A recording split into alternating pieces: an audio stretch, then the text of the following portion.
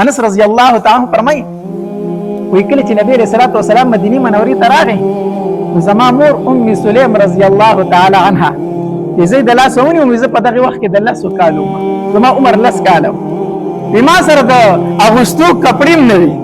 وي ما ته یاد دي چې مور مې د خپل سر نه لوپټه راکوزه کړه نو نیم مې مال لنګ وخو او نیم دې سره واغز نه زما پر سر ور واچو داغه لوپټې نه نیم نه را داسې لنګ وخو او نیم لوپټې داسې داغه نه راواغز پر سر الله واچو دا عزت الله سو کالو مچې بو واستم د نبی عليه الصلاه والسلام والا زما مور نبی عليه الصلاه والسلام ته فرمایل د الله پاک پیغمبره زما دا بچي 19 نو انس رضی الله تعالی عنہ کنه وی زما دا بچي 19 کې د مینې نه ورته د تصغیر لفظ استعمال وی زما دا بچي 19 پستا خدمت دی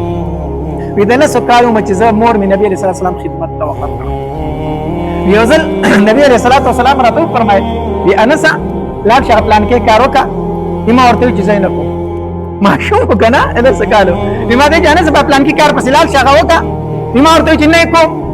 نبی عليه الصلاه والسلام ته ورخو دي سي په خپل مې ورته دا وی په ځل کې مې چې زم پسې کومای په خپل مې ورته چې نه کوم نبی عليه السلام مسکی شوی خندل استراحتونه د نبی عليه السلام اخلاق مبارک کا نبی عليه السلام او خندلو وی زه روان شوم وته ما په کار پسې روان شوم چې نبی عليه السلام راته ویل خو ښکارا مې دوی چې نه کوم چې په لار اتلم ماشومان لبي کولی په کوڅه کې زه دا وی سره په لبو باندې شوم ورو کې دا غي سره په لبو شوم د نبی عليه السلام چې په کم کار پسې لګره ما غرانه ویر شو اگر انه ویر شو نبی عليه السلام چې ټیم تیر شو چې انس قرانه غي په ما په زرا روانو ما دا ورو سره لبي کولی دا شخص ما په سر چالاس کې خو چې لاس کې چې ما دې یو کتل نبی عليه السلام ولاړ دی وی زوره په دې مو یریدم چې تاسو په کار پسې لګره ما کار خو ما نه ير شوی دی